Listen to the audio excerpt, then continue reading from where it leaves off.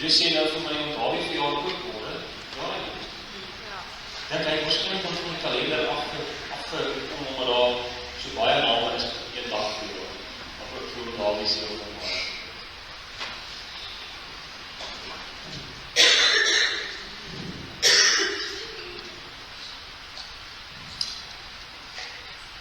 Ons hulp is in die naam van die Here, wat hemel en aarde gemaak het, hy wat getrou bly tot in ewigheid.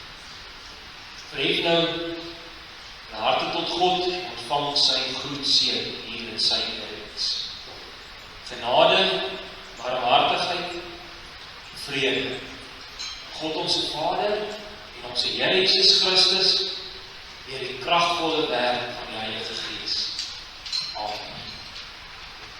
Ons loof die Here en ons sing Psalm 146, daarvan sing ons die eerste en die 8ste vers. Ons sing in die 8ste vers van ons troue bondsgod van weleer. Van weleer beteken van lang gelede in die verlede.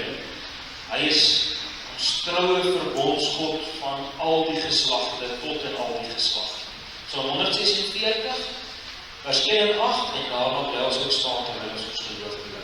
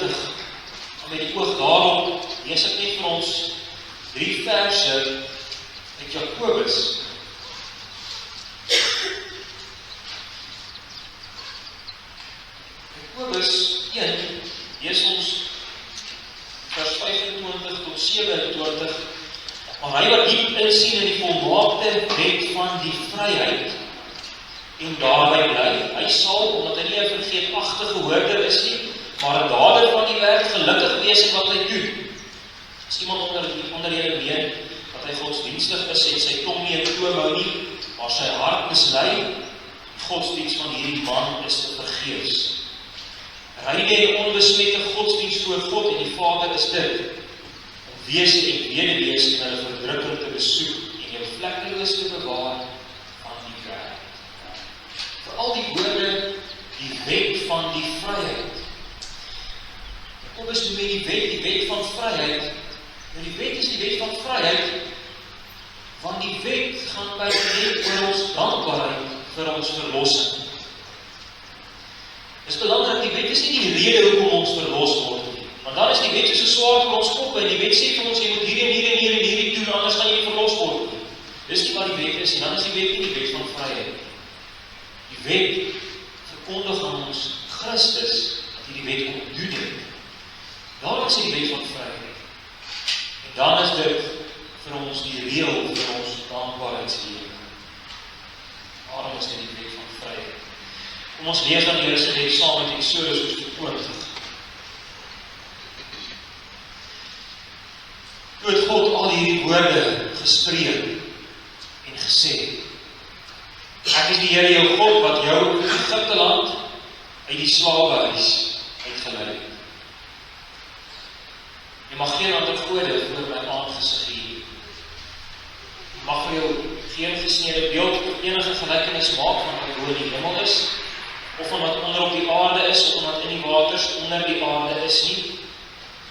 Jy mag jy voor hulle nie neerbuig en hulle nie dien nie, want ek, die Here jou God, is 'n jaloerse God wat die misdaad van die vaders besoek aan die kinders, aan die derde en aan die vierde geslag van die wat my haat. En ek bewys barmhartigheid aan duisende van die wat my liefhet en my gebooie onderhou.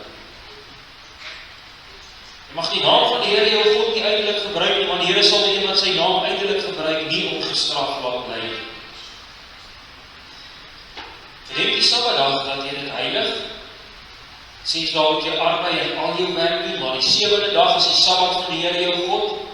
Dan mag jy geen werk doen nie. Jy of jou seun of jou dogter of jou diensknegt of jou diensmaagd of jou vee of jou vreemdeling wat in jou poorte is.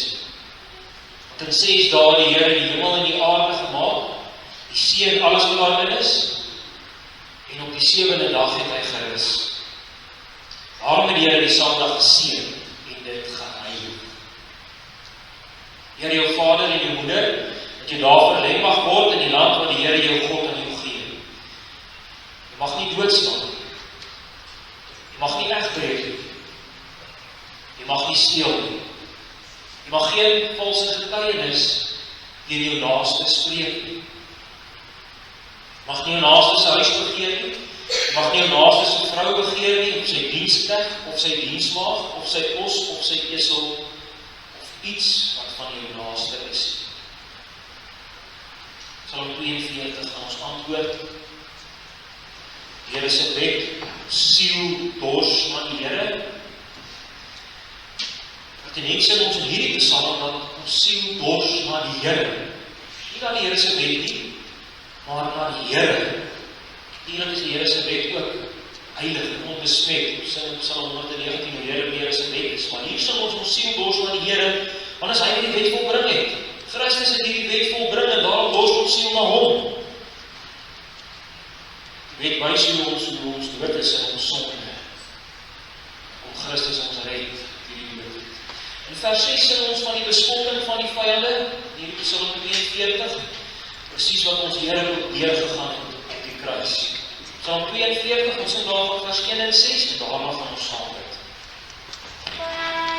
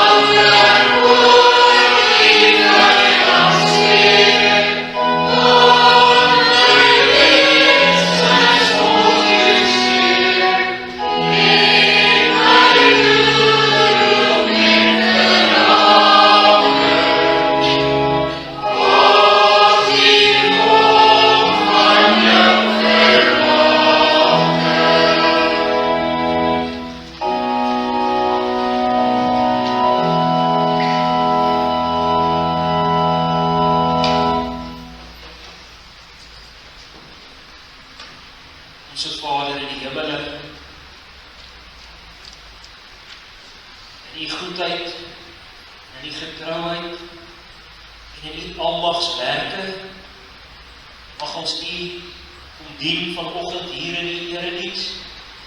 Hier is nie ons erediens, die kerkraad se erediens of die predikant se erediens, dis U erediens, Here. Dis U wat ons hier kom ontmoet. Dis U wat U kerk vergader, en beskerm en onderhou. Dis deur U toedoen wat ons nie vanoggend elders is nie. Ja, ons kan op soveel plekke wees. Maar vir ons geestelike natuur soveel aanneemliker sou gewees het as om hier te wees vanoggend. U was ons baie genadig. U het ons gewerk het om hier te wees. U te kom ontmoet. Deur die Gees en deur die woord gevul te word. Om versterk te word in ons roeping waartoe U ons geroep het. Om U onderkonings te mag wees. U het ons groot gemaak deur ons te skep in U beeld. U het ons reg en goed geskep om U volmaak te ken en U heeltemal reg lief te hê en in totale afhanklikheid van U te lewe en om U wil heeltemal op U volmaak te ken en te doen. Ons het onsself aan U losgesteek. Die rug op U gedraai.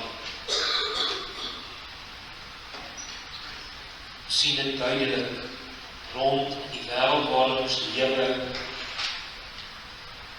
Die mens van nature van U niks wil weet. Mens haat. Die mens kon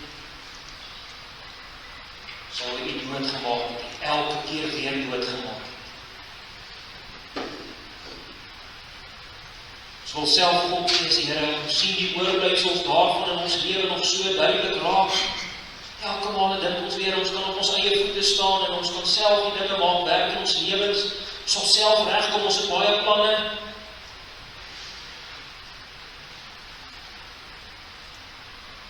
Maar dan kom U met die ouwe vaderliefde. Wys vir ons dat ons besig is om onsself in die verderf te stort as ons van U af wegdraai wat die lewe is.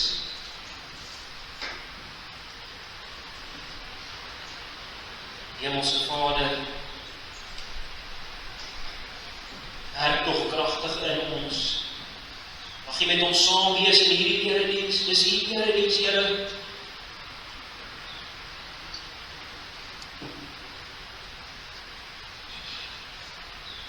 Smeek dit van U, dat U hier sal spreek, dat U Uself sal verheerlik hier. Enige mens, vir al die prediker, die agtergrond verdwyn. Mag U in al die heerlikheid skitterend sigbaar word, oprys.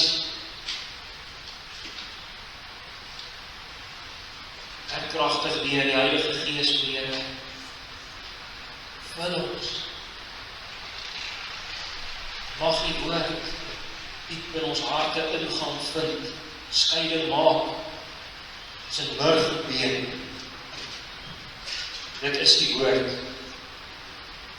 Woord in dit altyd. Ons is die woord, dis die lewende woord. Mag ons nie die Gees bedroef nie. Enige iemand hier is vanoggend, Here, die wedergebore is nie. Wil U gee dat U woord kragtig mag werk.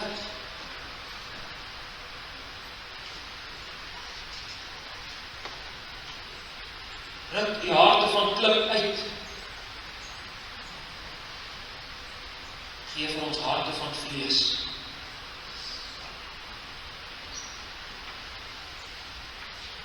Ons nederig. Ons sal besef hoe brood nodig ons U het.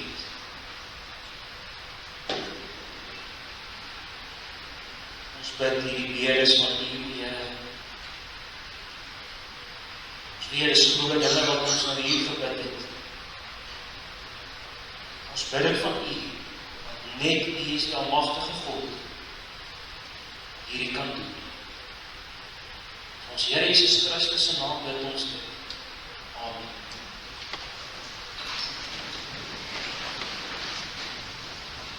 Ons gaan saam sing, geliefdes, met die oog op die woordverkondiging, skrifbereiding 10. Skrifbereiding 10, die Psalm 10, skrifbereiding 10 in die groen boekies, op die ander boekies is dit skrifbereiding 5-4. Skrifbereiding 10, daarvan gaan ons vers 1 en vers 2 sing.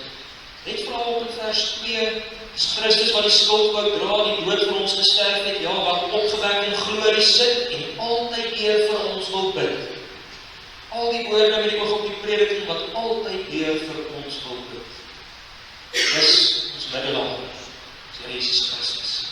Skrifbereiding 10, vers 1 en 2, laat vir ons saam lees te lees.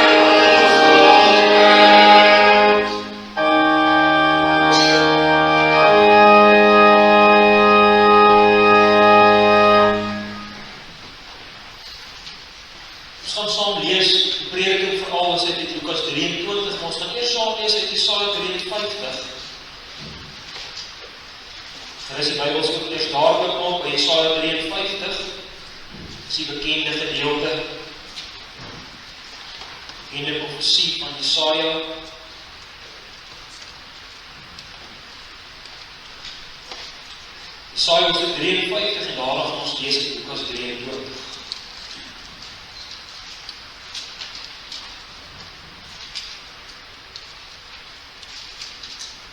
Jesaja 53.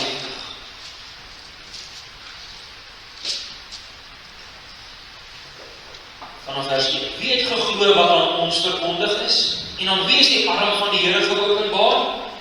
Hy tog het soos 'n noot voor sy aangesig opgespruit en soos 'n wortel uit droë grond. Hy het geen gestalte of heerlikheid gehad dat ons hom sou aansien nie en geen voorkoms dat ons hom sou begeer nie.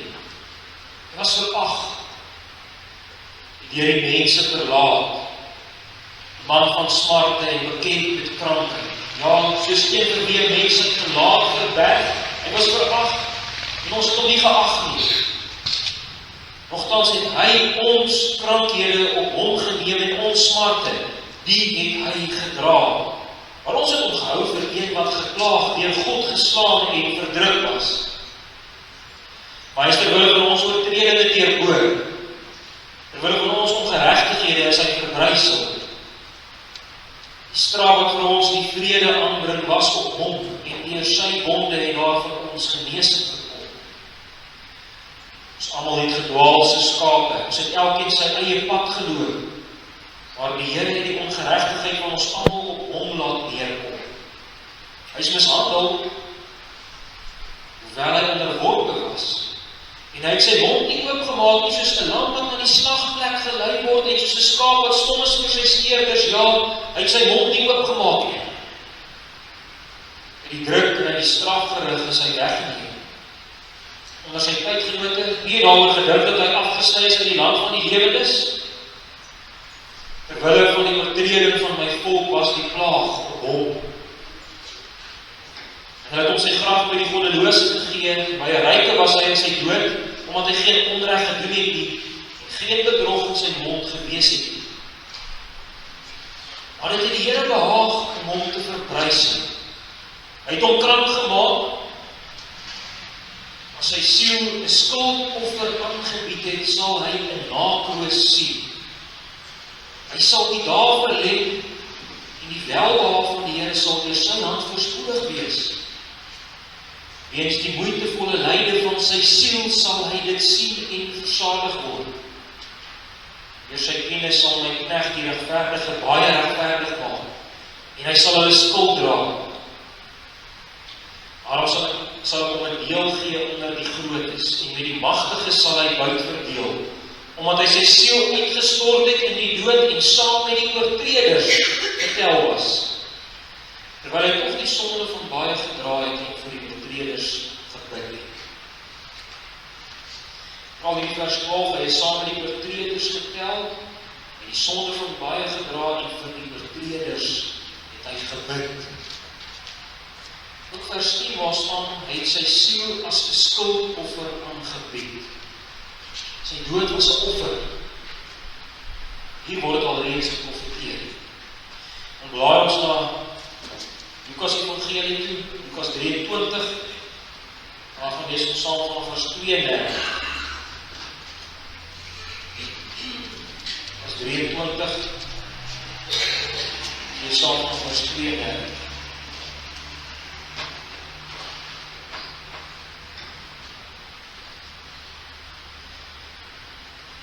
En daar is nog 2 ander kwaaddoeners weggelei om saam met hom tereggestel te word. En toe hulle op die plek kom wat hoofskedel genoem word, het hulle hom daar gekruisig en die kwaaddoeners, een aan die regter en een aan die linkerkant. Jesus sê, Vader, vergeef hulle, want hulle weet nie wat hulle doen nie. En hulle het sy klere verdeel en die lot daaroor gewerk. En die volk het dit staan en aanskou, en die owerstes het saam met hulle ook geskimp en gesê, ander het hy verlos, laat hy homself verlos as hy die Christus die uitverkorene van God is. En die soldate het hom ook bespot en gekom en vir hom asyn gebring en gesê, as u die koning van die Jode is, verlos u self. En daar was ook 'n opskrif bokant hom geskrywe, Griekse en Romeinse en Hebreëse letters. Hy is die koning van die Jode. En een van die kwaaddoeners wat opgehang is, het hom gesmaak en gesê, as u die Christus is, verlos u self en ons. Maar die ander een antwoord en bestraf hom en sê, vrees jy ook God nie, terwyl jy in dieselfde oordeel is? Ons tog regverdiglik, want ons ontvang die verdiende loon vir ons dade, maar hy niks meer gedoen nie. Hy sê vir Jesus, dink aan my Here, wanneer u in die koninkryk kom. En Jesus antwoord hom, voorwaar ek sê vir jou, vandag sal jy saam met my in die paradys wees. En dit was omtrent die 6de uur, en daar het duisternis oor die hele aarde gekom tot die 9de uur toe, en die son is verduister, en die voorhangsel van die tempel het middeldeur geskeur. En Jesus het met 'n groot stem uitgeroep en gesê, Vader, in u hande gee ek my gees oor. Toe hy dit gesê het, blaas hy die laaste asem uit.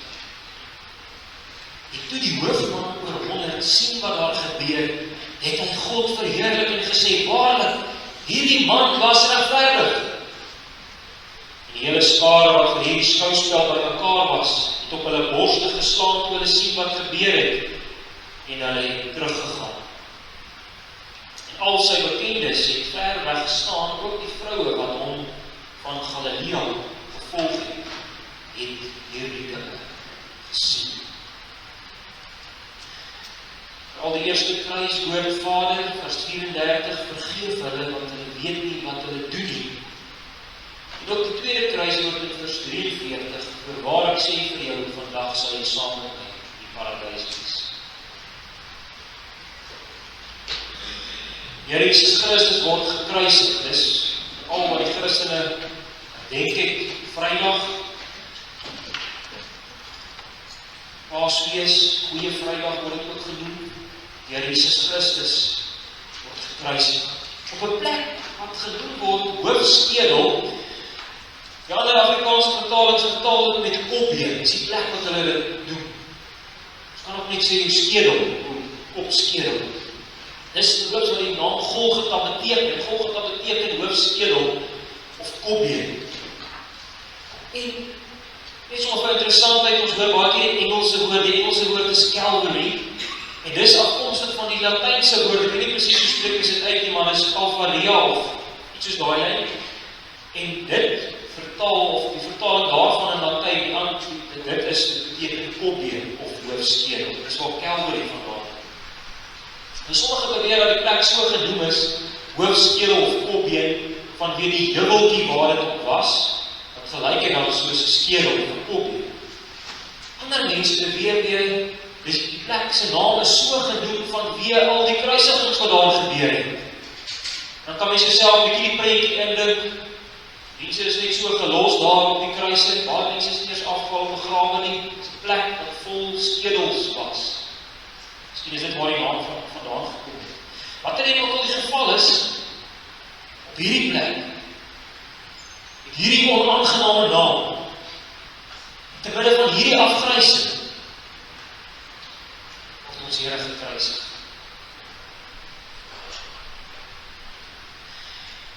Nou val dit ons veral op, dat die hele kruisiging, kom ons sê dan die hele fisiese kruisiging, eintlik net, in die Lukas Evangelie, word net in 3 of 4 woorde genoem. Kyk vers 33 waar het staan. Kort, kragtig, eenvoudig, al wat daar staan is, en hulle het daar gekruisig. Meer kompak kan dit nie wees nie. Geen verdere woord oor spykers, of hoe baie bloed daar gevloei het nie, of die manier waarop dit gekruisig is, waar daar so baie oor gespekuleer word nie, of die hoeveelheid pyn wat hy verduur het nie, niks daarvan nie. Verder word daar byna geen woord gespreek oor die liggaamlike aspek van die kruisiging nie. Bietjie voorheen, my mening wat ek wil sien, lees die gedeelte, ek kan self ook gaan lees bietjie vanmiddag. Die enigste liggaamlike aspek wat ons kry is die feit dat hy gekastei is, in Lukas 23 waar dit staan. Hy is gekastei en geslaan. Pilatus wat sê dat hy hom gaan kastei en hom dan gaan losmaak. Ja, die evangelie lees ons miskien nog van die spies wat in sy sy gesteek is, en die enigste liggaamlike, maar toe was hy klaar dood gewees. Byna niks oor die liggaamlike nie. En tog word daar in ons omgangstaal, hoe ons baie keer praat oor die kruisiging, word daar baie gemaak van die liggaamlike van die kruisiging. Ons praat gereeld oor die liggaamlike pyn wat dit is, en of grys dit moet wees om iemand te kruisig, en hoeveel pyn iemand verduur het, en die gestadigde dood wat dit is op die kruis, of die mergeling, ons dink veral baie daaroor, as ons aan die kruisiging dink, ons sien dit veral oor. Broer en suster, films oor die kruisiging en beelde oor die kruisiging bedrieg ons, mislei ons. So dat ons stadig maar verseker begin ons wegbeweeg van die woord van die Here af. Ons sien dit al, ons hoor dit al in ons omgangstaal oor die kruisiging wat gesê is nou alreeds. Ons begin weer van die skouspel, van die kruis, 'n liggaamlike skouspel te maak. Terwyl dit veral 'n sieleuitmergeling was, en 'n geestelike oorlog was, en is. Waarvan ons diepste nood nooit sal ken. Oorlog, geestelik, sieleuitmergeling. Dis wat vir ons Christus was. Dis vir ons ook. Ons volg in die voetstappe van ons Heiland. Lukas maak veral melding van die Here Jesus wat gekruisig was tussen kwaaddoeners. Vers 32 doen dit, vers 33, die woord kwaadoeners. En dan is daar die stukkie van bespotting tussenin, verse 35 tot 39, en dan weer die gedeelte wat veral gaan van die kwaadoeners van vers 39 tot 43. So Lukas plaas nie op die feit dat dit kwaadoeners was wat tussen die Here Jesus gekruisig is. Tussen twee kwaadoeners hang die Here Jesus op 'n vloekhout, tussen hulle. Asof hy die hoofrower is, hang hy daar in die middel van hulle. Asof hy die sentrum van die kwaad en die boosheid is. As hy miskien aan een kant gekruisig was, dan kon er nog gesê word op sy kruis en hulle sin van mekaar verskil het. Maar nou is hy daar in die middel. Asof hy die mees afskuwelikste van hulle almal is. Psalm 53 het ons gelees, hy word saam met die oortreders vertel. Lukas 22, net die vorige hoofstuk van Lukas 22 vers 37, daar sê die Here Jesus dit ook daar nog, dat dit aan hom vervul moet word. En dan haal hy dit Psalm 53 aan, en dan sê hy is saam met die misdadigers gereken. Broers en susters, daar hang die Here aan die kruis, op 'n veragtelike plek, as 'n kwaadoener. Hy hang daar, as iemand gesteel het, as iemand moord gepleeg het, as iemand verkragt het, as iemand gelieg het, as iemand geskinder en gevloek het, as iemand bedrieg. So kan ons aangaan.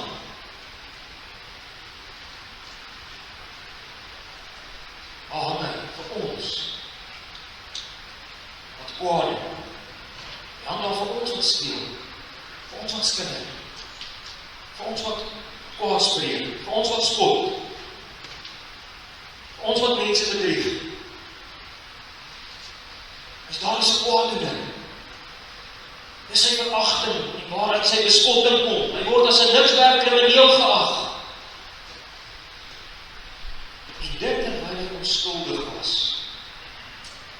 Lukas plaas veral klem daarop. 5 keer in hierdie hoofstuk 23 word melding gemaak van die Here Jesus Christus se onskuld. 3 keer voor hierdie gedeelte wat ons nou gelees het, en 2 keer in hierdie gedeelte. Die een is die op die kruis, sê hy het niks verkeerd gedoen nie, en dan die 5 keer, die laaste keer is die hoofman bewonder wat sê, waarlik hierdie man was regverdig. Lukas plaas veral die klem daarop dat hy onskuldig was. Die Here was gereken as 'n misdadiger, as 'n kwaadoener. En dit was sy veragting, dit was sy vernedering en sy smaad. Dat ons nie 'n kwaad doen voortgaan nie, liewe broer en suster. Laat ons nie 'n onbekeerlike hart hê en ons kwaad doen nie. Waar hang ons Here as kwaadoener, as die hoofkwaadoener, hang hy daar. Laat ons nie 'n kwaad doen volhard nie. Hebreërs sê, laat ons nie die seun van God vertrap nie. Laat ons nie sy bloed onrein ag nie. Laat ons nie die gees van genade spot nie.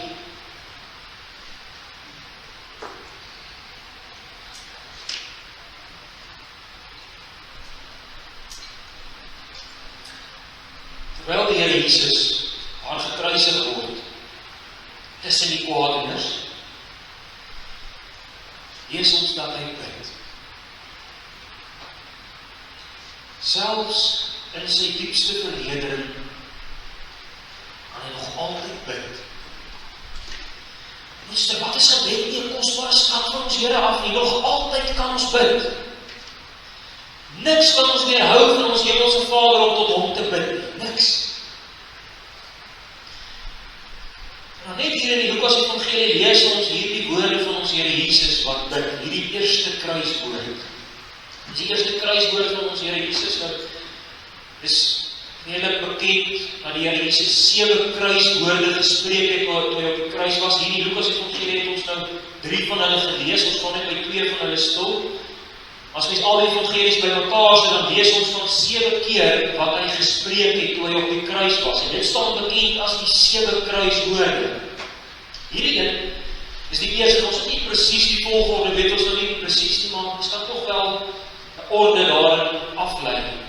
Miskien is die een nog 'n bietjie geskuif in die volgorde van die ander een, maar verseker is hierdie die eerste een, of dit lyk tog wel baie as hierdie die eerste is. Vader, vergeef hulle, bid hy, want hulle weet nie wat hulle doen. As die Here Jesus bid, sy diepste aanvegting, en dan bid hy. En kyk hoe begin ons Here Jesus se gebed hier aan die kruis, die broer en suster, kyk hoe begin sy gebed. Vader, dis hoe sy gebed begin. Nie regter nie.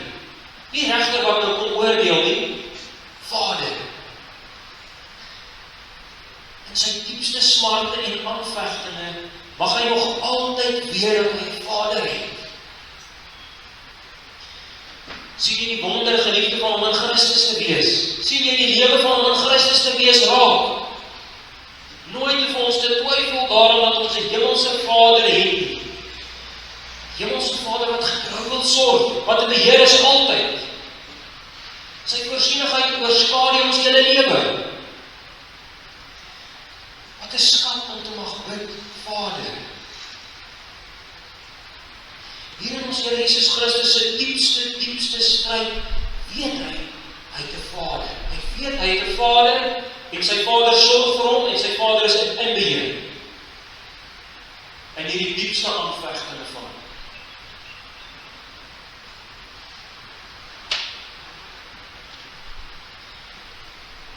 Here Jesus bid, Vader, vergeef hulle, want hulle weet nie wat hulle doen. Die mense is besig om dood te maak, stadig aan. En dan bid hy vir hulle. Moet jy sê, kyk wie is die Here Jesus Christus. Sy vyande is besig om dood te maak, en dan bid hy vir hulle. Kan jy 'n beter Here kry, geliefde? Kyk wat 'n hoëpriester het jy, liewe gelowige. Kyk hoe tree hy in vir mense. Kyk hoe tree hy hier in die gebed in vir sy eie moordenaars. Terwyl die bloed uit sy hande uitkom, bid hy vir hulle vergifnis. Broers en hierdie mense het dit nie verdien. Hulle het dit nie verdien. Hulle het die heel minste verdien. Hulle kruisig hier die Seun van God. Hulle kruisig die Messias, die gesalfde, die koning wat moes kom. Hom kruisig hulle. Hulle het nie eens gevra om hom vir hulle te bid. Sien jy die Here Jesus, die hoëpriester, wat pleit vir skuldenaars, vir sondaars, vir moordenaars. Hoeveel te meer nie vir jou nie, broer en suster? Sien sy genade raak, geliefde. Het 'n voorspraak by die Vader. Hoekom gaan jy nie na hom toe, nie, geliefde? Al die ander dinge waar ons gedagtes so vinnig gaan, as dit begin swaar gaan, al die planne wat ons probeer maak, dis soos niks, vergelyking met hierdie hoëpriester Jesus Christus wat vir ons intree nie. Soos niks. Ek tree hier vir hulle in wat hom verwerk. Tot 'n Heer nie vir jou. Wat hom wil nie. Wil nie. Sien die heerlikheid in die hoëpriester raak, broer en suster.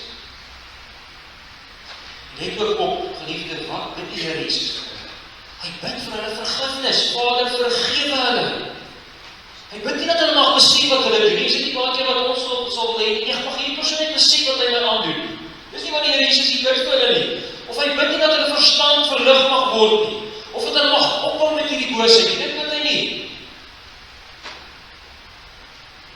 Hy bid vir die hartjie van die probleem. Hy bid dat hulle vergewe mag word. Dis die grootste nood. Dat ons sondes vergewe mag word. Nie vergeet mag word. Maar vergewe mag word deur die voldoening van Christus. Ons belydenis bely ons so mooi die vergifnis van sondes wat Christus voldoen het. En dat ons Vader nooit meer ons sondes wil dink, omdat Christus voldoen het. Dis ons lewensnood, geliefde. Vergifnis van sondes. allerlei aardse dinge nie. Sondes moet vergewe word, weggevat word, sodat ons weer herstel kan word in ons land, sodat ons kan lewe, sodat ons weer ons beeldskap kan uitlewe. En dis juist dit wat die Heilige Gees meer en meer in Jesus Christus in ons kom doen. Kom herstel ons al vergifnis wat Christus gebring het.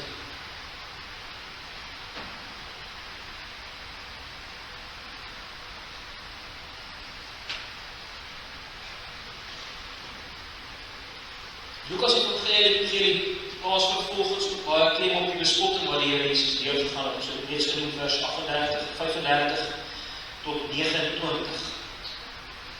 Ons kan hierdie gedeelte amper opsom as die koning word bespot. Vanaf vers 35 tot 39. Die koning word bespot. Hier is die koning van die Jode. En na die tyd het hulle soms 'n bordjie bo aan die gekruisigde gehang, wat sy beskuldigings genoem het. Waar het gestaan waarom hy gekruisig word, hy's 'n moordenaar of hy's 'n rower, wat ook al dit dan was. Hier staan bokant ons Here Jesus Christus, hy is koning van die Jode. In die begin van Hoofstuk 23 word ook genoem dat dit van die beskuldigings was teenoor hom. Hy sê hy is die Christus, die koning. En dan vra Pilatus hom ook en hy vra vir hom en sê, is u die koning van die Jode? Vra hy vir die Here Jesus en dan antwoord die Here Jesus, u sê dit. Koning van die Jode, staan die beskuldiging oor sy kop. Dit is so ironies. Hier word die Here Jesus Christus bespot met hierdie woorde. Kyk hierdie koning. Die soldate voeg hier aan toe, hulle bring vir hom suur wyn of asyn en spot en sê, as hy die koning is, verlos hy self. Hulle bring vir hierdie koning, hulle is sy bedienaars, bespot hulle met hom en sê, hier is die koning 'n bietjie wyn om te drink. En bedien die koning kanstig met wyn. So spot hulle met hom. Wat die ironie. Waar hang pragties die koning van die Jode. Die beloofde Messias koning uit die geslag van Dawid. Waar hang hy? Hy sal beloof aan Dawid. Hy is die koning wat beloof is aan Dawid wat op die troon sal sit tot in die ewigheid. Dis hy. Dis hierdie koning. Vir die hele wêreld word daar verkondig in 3 tale staan daar ook aan die kruis. Niemand in daardie tyd kon sê hy kan nie lees wat daar staan nie. Hulle kon dit gelees het. Ken na die taal. 3 tale staan dit, niemand het dit verskoning nie. Waar hang die koning? Hy is gespot en gesmaad en beskik. Waar is die koning? En los homself, so bespot en weg. Beskik hom. Dit is wat 'n versoekings en beproewings het die Here Jesus nie deurgegaan nie. Weet jy geliefde, hy het al die mag en hy het al die krag en al die heerlikheid gehad om enige oomblik van daardie kruis te kon afkom en hy kon sy vyande daar met vuur uit die hemel net daar verteer het. Maklik, hy is die magtige. Wat 'n versoeking het hy nie deurgegaan daar op die kruis nie.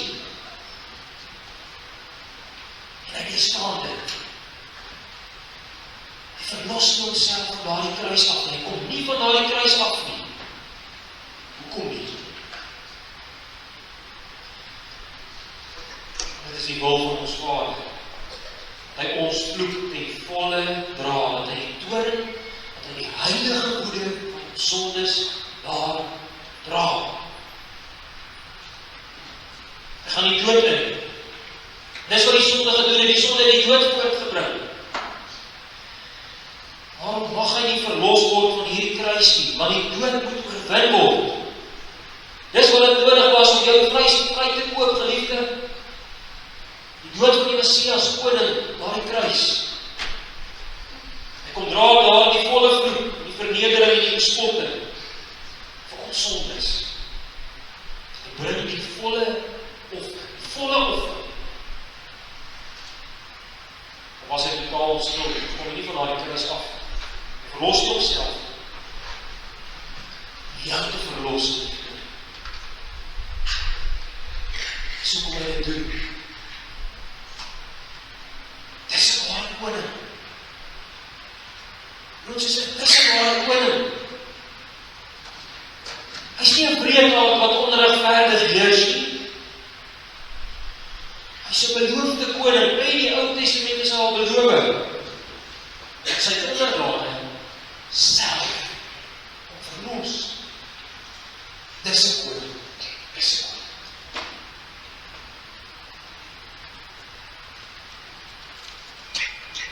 Dis 'n koning. Ek aanbid.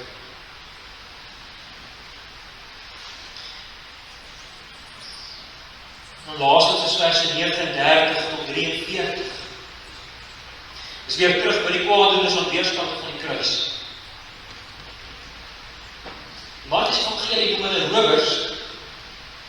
Die een kwaadoener, ons weet die geskiedenis van voor om die Here Jesus te bespot daar op die kruis. Die woord wat in vers 39 gebruik word, is eintlik 'n baie harde woord. Hy belaster eintlik die Here Jesus daar op die kruis, dis die woord wat daar gebruik word. Maar die ander kwaadoener berus nie aan die Here. Miskien al die woorde wat hy sê, ons is regverdiglik hierso. Maar hy het niks verkeerd gedoen nie. En dan sê ons al, dat die Here Jesus was vir hierdie man tog iemand anders. Hierdie kwaadoener besef die Here Jesus se onskuld. Dan sê hy vir die Here Jesus, dink aan my Here, wanneer u in u koninkryk kom. Met ander woorde, hierdie kwaadoener besef, hier op die kruis, op sy kruis, besef hy, hier is 'n werklike koning. Hy kom tot die besef dat hierdie koning 'n werklike koninkryk het. Want as hy nie die woord koninkryk gebruik het daar nie, so hy besef, maar hier is 'n koning. Selfs al is die Here Jesus hier op pad om dood te gaan, hier hang hy aan 'n kruis, hy gaan binnekort doodgaan, en nog sê hierdie man, hier is 'n koning. Nog maak hierdie man hierdie belydenis. Broer en suster, is aangrypend. Dis geloof. Hulle gaan albei nou sterf, maar hy sê hierdie is die koning. Dis om Christus te ken. En dis om iets van sy heerlikheid te ken. Al lyk alles anders. En daarteen is hy nog steeds 'n koning. Hy het 'n koninkryk. Al lyk dit nou nie so. Ook vir jou en jou lewe, broer en suster, al lyk dit nou so vir jou en jou lewe, lyk dit vir jou nie so nie. Al lyk dit miskien vir jou asof alles op die dood uitloop. Miskien figuurlik gesproke. Christus is werklik koning. En hy het werklik 'n koninkryk. Sy koninkryk word nie vernietig.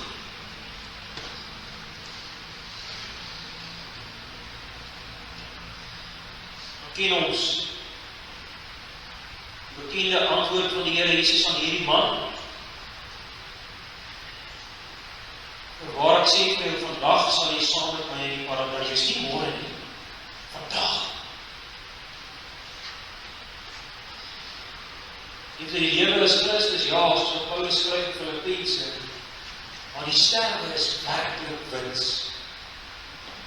Dan sal die gelowige saam met Christus wees. Jesus Christus sê vir hom, vandag sal jy saam met my wees, die paradys. Christus gaan nie na 'n plek iewers waar die hel is nie. Nee, Christus sê hy gaan in die paradys toe as hy dood gaan. En hy sê vir die man ook, jy gaan saam met my in die paradys wees.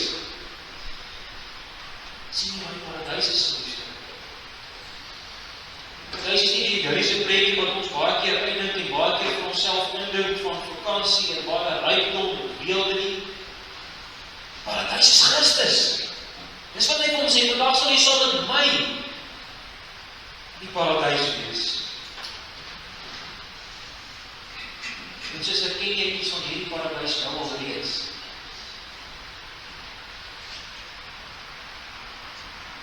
Is die Here Jesus Christus se heerlikheid vir jou werklikheid? Glo jy in hom, geliefde?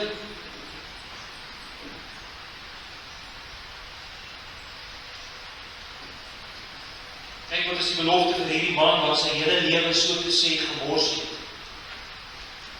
Die man was 'n rower, was 'n kwaaddoener. En hier ontvang hy nou op die kruis van hom, ontvang hy sy verdiende dood vir sy dade, hy sê dit self. Hier is 'n lewe heeltemal gemors in misdaad en in boosheid. Hierdie man het sy tyd op hierdie aarde gemors, heeltemal gemors. En juist vir hom, of vir Christus sy lewe op. Kan jy het glo, geliefde? Kan jy die liefde van God in Christus sien? Sien dit raak, geliefde? Vir 'n lewe gemors in misdaad offer Christus Jesus sy lewe aan 'n vloekhout. Sien die genade en die heerlikheid en die liefde van God raak. Hier is 'n man se lewe vol misdaad en in sy doodsnikke word hierdie man tog gered. Wanneer ons almal sou dink, dis nou vir hierdie man heeltemal verby, hy het al sy kanse nou verspeel in sy lewe om gered te word. Juist dan kom God in sy heerlikheid en hy verheerlik homself en hy red hierdie ellendeling. Die doodsnikke van sy lewe. My suster, is nooit te laat.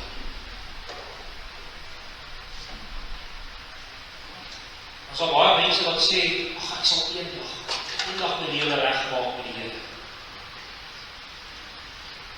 Ons is dat ons nie God versoek en jou lewe opmors en dink jy sal eendag soos hierdie man in die doodsnikke van jou lewe, dan sal jy van jou dinge regmaak en die Here begin soek. Kyk hoe heerlik en vol genade is ons drie-enige God. As hy hierdie man kom red, dan sal niks meer op te doen. Sê dit eenvoudig, jy is nie te ver van die pad om deur God gered te word. Jy hoef nie dit te dink nie. Hierdie sondaar aan die kruis was al versoening gewees. Vir jou kan ook verseker versoening wees.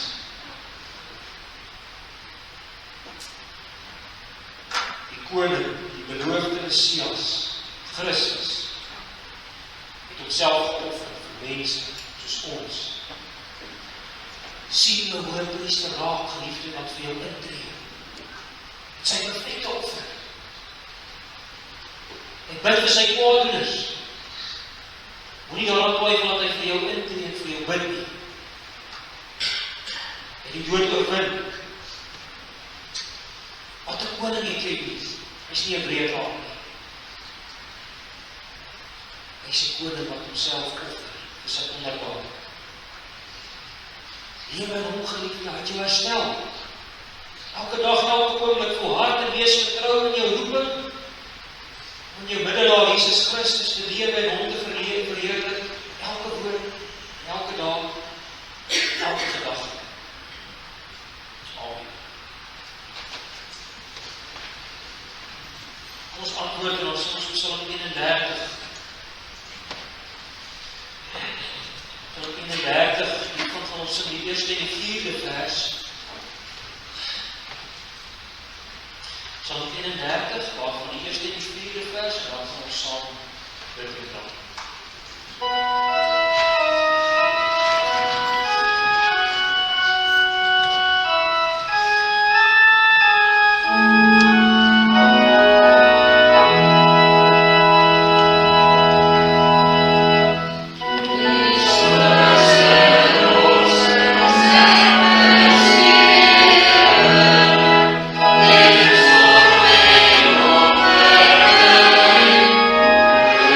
See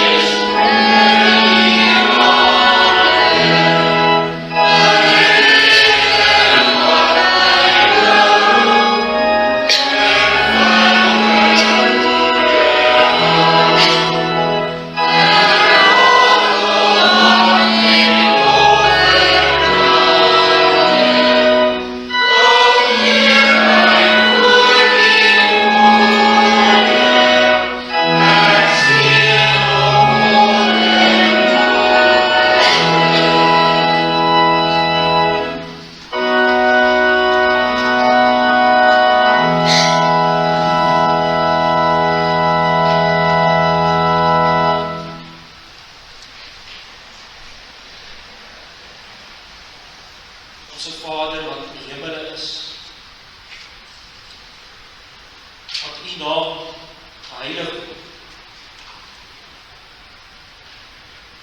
En dat die koninkryk kom. Die doen dit, soos het hier gelees, vanoggend in die woord. Die laat die koninkryk kom. Lyk dit alles die teendeel, doen nie dit. Mag dit ook so wees in ons harte, dat ons sal buig onder die woord, onder die werk van die Gees in ons. Laat U wil geskied, soos in die hemel, net so op die aarde. Gee ons vandag ons daaglikse brood. Vergewe ons ons sondes, net soos ons hulle vergewe, wat teen ons sondig. Lei ons nie in die versoeking, maar verlos ons van die bose. Want aan U behoort die koninkryk en die krag en die heerlikheid tot in alle ewigheid. Amen.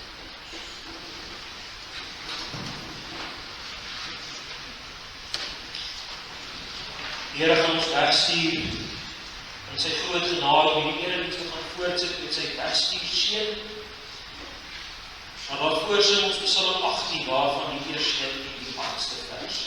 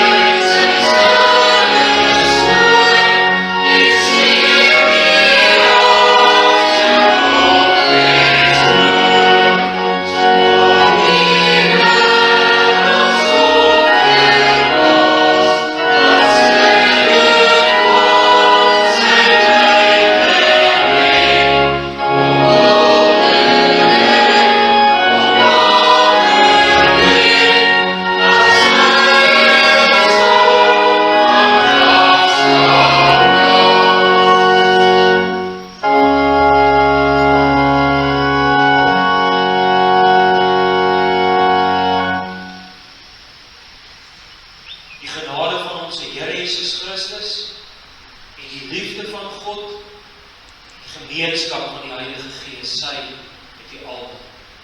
Amen.